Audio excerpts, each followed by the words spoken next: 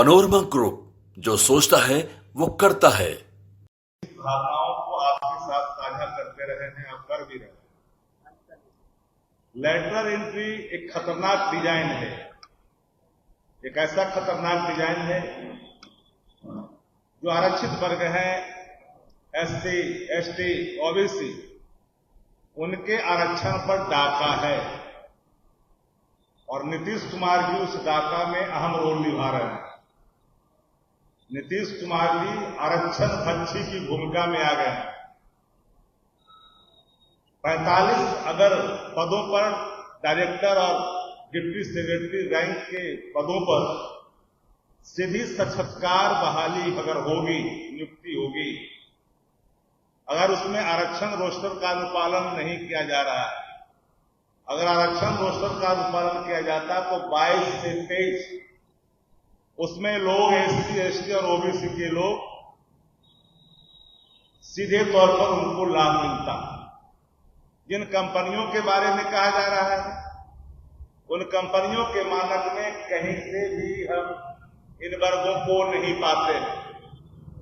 सभी साथी आप लोग जानते हैं कि देश के स्तर पर सचिव स्तर रैंक के अधिकारियों में ओबीसी, एसटी, एससी के अधिकारियों की कमी है, शून्यता है।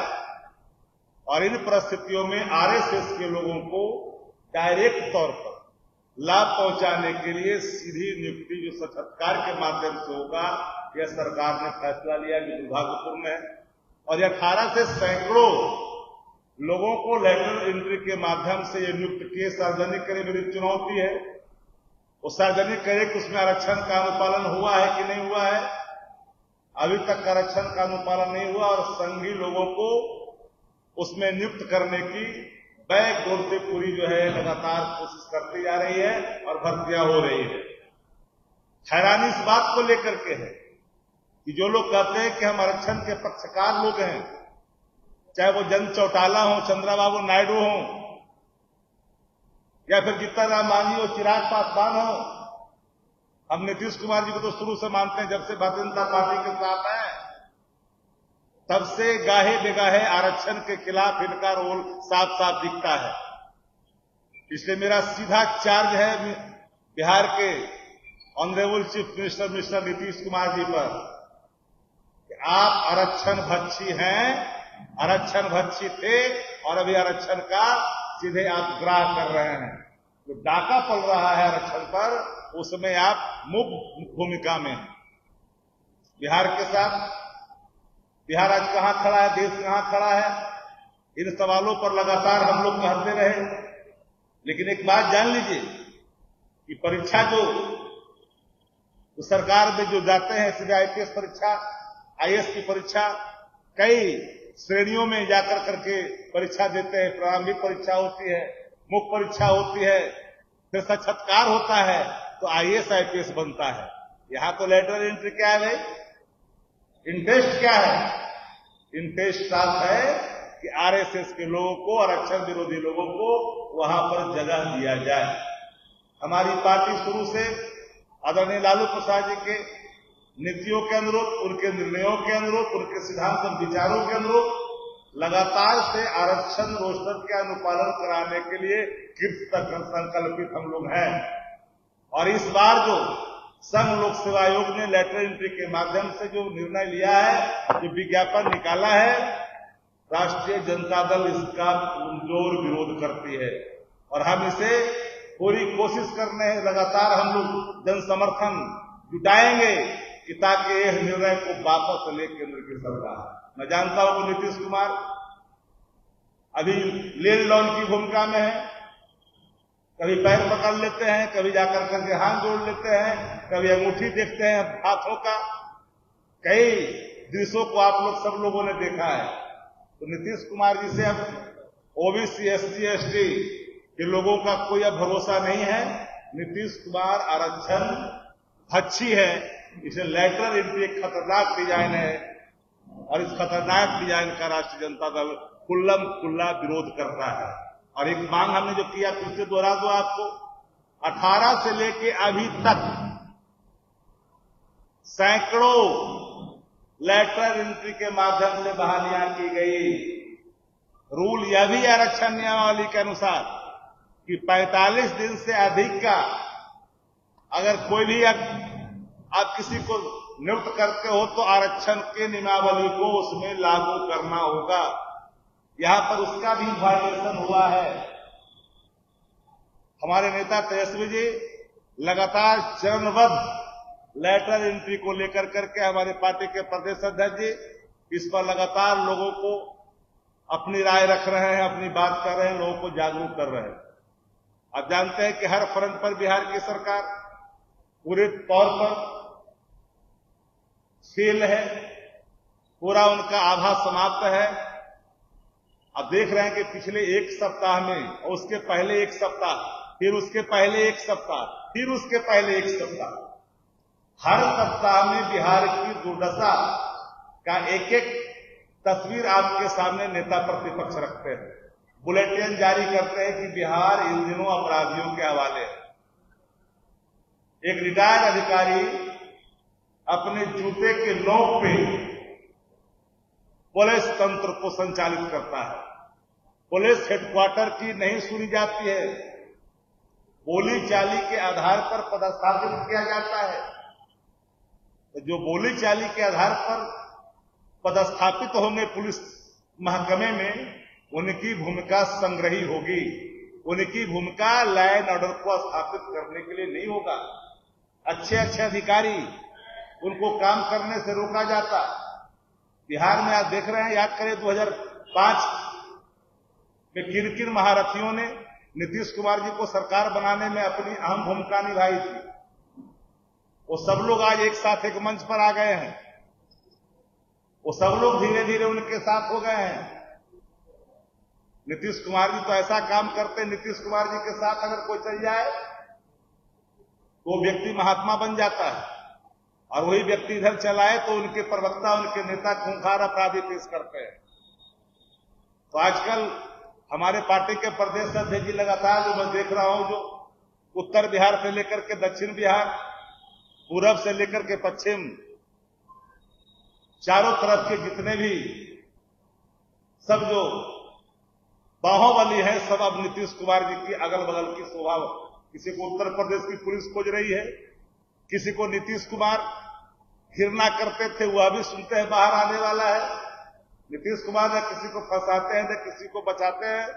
जब जरूरत पड़ती है तो चुनाव में बाहर निकाल करके उसका लाभ ले जाते हैं और फिर उसके बाद में उनको मुक्त करते हैं। इन दिनों एक चौपाई जो है, एक दोहा लगातार गाया जा रहा है। उन दोहों के बारे में आप लोग सुने होंगे। एक अन्य मार्ग के द्वार पर है महाबलियों की भीड़, नीतीश कुमार चंदन रगड़े और तिलक करे बाहुबली वीर। ये लगातार देख रहे हैं लोग, हम लोग तो देख रहे हैं शुरू से, 4 से 5 से 3 से 2 से। उसके पहले जो वरिष्ठ लोग हैं, याद करिए, चाहे वो चंपारण के इलाका का कौन था जो आपको सीमांचल के इलाके का था, कौन था जो मिथिलांचल के इलाके का था, कौन था जो इधर आपको शाहबाद के रेंज का था, कौन लोग है जो पूर्वांचल का था। सबके नाम सब लोग जानते हैं, सबके इतिहास सामने है, आज सब उनके साथ है। अगर विपक्ष आदरणीय नेता तेजस्वी जी कहते हैं कि बिहार में सत्ता संरक्षित अपराध हो रहा है, इसके सारे प्रमाण सामने हैं। एलएचएस से आरएचएस सीधे प्रूव हो जा रहा है। पूरे तौर पर कानून व्यवस्था मर चुका है। हर गलियों में, हर कुचे में मौत का जिस तरह से घबराहट है, मौत की साया छाए हुए है, क्रांत की स्थिति है, रुकते बिलखते परिजन है। हालात आज देखिए, नालंदा जिला में ही नीतीश कुमार जी का गृह जिला भी सुरक्षित नहीं है। कोई ऐसा दिन नहीं जहां दर्जनों हत्या बिहार में नहीं होता। पटना का पौष इलाका में बचा हुआ है। तो बिहार अब अचेत हाथों में है। बिहार इन दिनों अचेत हाथों में है। मैं पूरे तौर पर फिर से दोहरा दूं, बिहार का मालिक ईश्वर अभी है। अचेत अवस्था में बिहार को जाने के कारण उनके शागिर्दों ने जिस तरह से बिहार की संसाधनों पर लूट का एक अड्डा बना रखा है दुकान के, लेकिन हम लोग का आज मुख्य रूप से लेटरल एंट्री और बिहार में बढ़ते अपराध को, अगर कोई सवाल है तो आप लोग पूछ सकते हैं, बाकी बोलेंगे मन।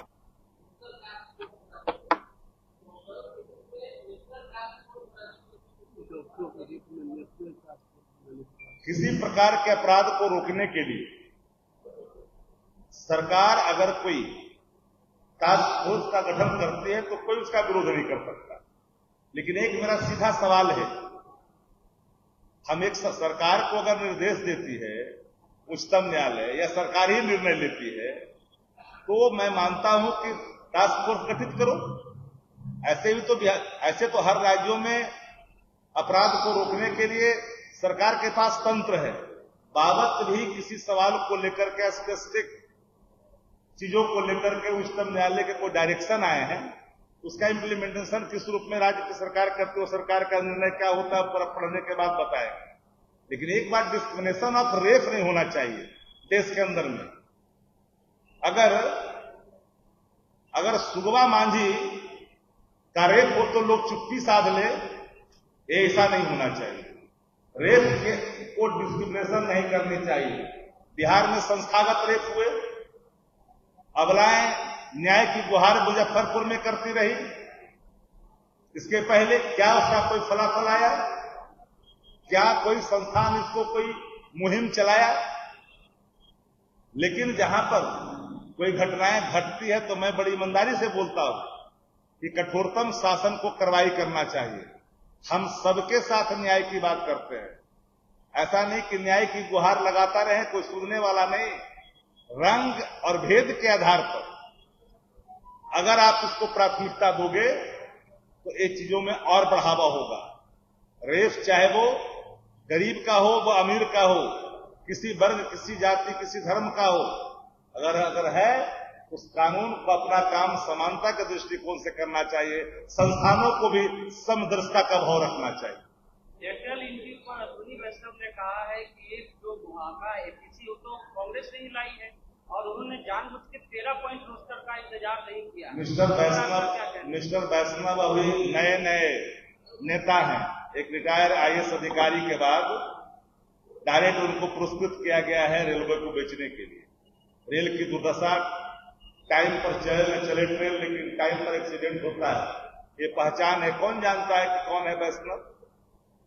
अब जनता जाकर पूछे तो हुआ वैष्णव, हुआ रे मार, पूछ लीजिए जाकर के, कोई नहीं बताएगा। वहां झंडे भी हिलाना होगा प्रधानमंत्री जी, वो क्या पता उनको रिजर्वेशन से क्या मतलब? रिजर्वेशन के डाका में जिनकी भूमिकाएं अहम है उनको रिजर्वेशन से क्या मतलब? तो क्या समझते हैं रिजर्वेशन का मतलब समझते हैं आरएसएस का एम्पावरमेंट। 13 पॉइंट रोस्टर पर आपका क्या कहना है? सरकार जानबूझकर के 13 पॉइंट रोस्टर का इस्तेमाल नहीं कर रही है अपने एडवर्टाइजमेंट में। मैंने कहा कि अपने ही सरकार के निर्णयों के विरुद्ध उनके आचरण जा रहे हैं। रोस्टर का अनुपालन नहीं करना ये संविधान विरोधी है, आरक्षण विरोधी है।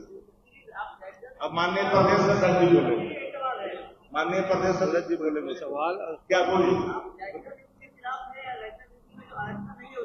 मैंने एक लाइन में कहा, किसी प्रकार के नियुक्तियों में आरक्षण के प्रावधानों का अनुपालन अगर नहीं किया जाए। नीतीश जी से एक सवाल है मेरा। समाजवादी पार्टी जिसका कभी संसोपा नाम था, जिसके वो भी सदस्य थे, संसोपा ने बांधी गांठ पिछड़ा पावे 100 में 60, ये हमारी बुनियादी मांग रही है। और संविधान की समीक्षा तो एक तरह से शुरू हो गई। अघोषित संविधान में जो आरक्षण के प्रावधान थे उसके एक एक रास्ते निकाले जा रहे हैं कि बिना संविधान के किसी भी क्लाज को बदले हुए कैसे वो सारी चीजें खत्म की जा सके जो भारत के कमजोर, गरीब, अनाथ लोगों को संविधान ने एक ताकत दिया था। मैं नहीं समझता हूं कि इसमें बहुत सी बातें किसी के सामने स्पष्ट नहीं है। ये घोषणा थी भाजपा की संविधान के समीक्षा करने की ताकत उनको मिलती जब संसद में जाते तब। संसद में बिना गए हुए संविधान को कैसे तोड़ा मरोड़ा जा सकता है, उसके लिए रास्ता निकाला गया। यदि उदाहरण मनमोहन सिंह का दिया जा रहा हो, दुनिया के एक एक बड़े अर्थशास्त्रियों में सबसे बड़े अर्थशास्त्री का नाम था मनमोहन सिंह का, और मनमोहन सिंह ने जिस रास्ते पर डाला इस देश को, आज देश की अर्थव्यवस्था वहां पर सुधरी हुई है। लेकिन क्या एक मनमोहन सिंह का उदाहरण बना करके सैकड़ों आप नियुक्ति कर डालोगे? कहां से आते हैं ये लोग? अडानी अंबानी जैसे अरबपतियों के पोषित ये लोग हैं। अर्थात झोपड़ी वाले को हर तरह से निराश करना ही है, और देश के जो व्यापारी हैं संविधान में उनके लिए तोड़ मरोड़ कर रखा जा सकता है। बिहार में क्या कानून है श्री नीतीश कुमार जी? 100 दिन से भी अधिक संविदा पर भी रखे हो किसी को, तो आरक्षण के कानून को नहीं तोड़ सकते हो। लालू प्रसाद जी के समय में जो आप कहते हो क्या किया गया, उस समय का ही कानून है कि 100 दिन से अधिक किसी पद पर आप किसी तरह से नियुक्ति करोगे तो आपको आरक्षण के कानून को लागू करना पड़ेगा। ये कानून और विधि के द्वारा स्थापित हुआ। लेकिन आज जो देश में हो रहा है, एक तरह से अपरोक्ष रूप से संविधान पर हमला है। एक एक चीजें वो काम की जा रही हैं, संविधान से अलग कोई विधि नहीं बनाई जा सकती, और विधि बनाने के लिए 2 ही तरीके हैं, ऑर्डिनेंस सर्टेन पीरियड के लिए, और बाकी सदन में जाकर के ही बहुमत से आप कोई विधि का निर्माण कर सकते हैं। ये कहां से आया? इलेक्टरल एंट्री का मामला, क्या संसद में ये बातें बहस की हुई हैं? यदि संसद में भी बहस नहीं हो रही है तो संविधान के द्वारा सबसे बड़ी सर्वोच्च ताकत संसद को मिली हुई है, उसको भी इग्नोर किया जा रहा है। इसलिए एक उदाहरण के द्वारा उन सारे पापों का छिपाने का श्री मोदी और उनके सहयोगी जितने लोग हैं, नीतीश से लेकर के अन्य लोग, बच नहीं सकते। जनता का आक्रोश का सामना इनको करना ही पड़ेगा। धन्यवाद।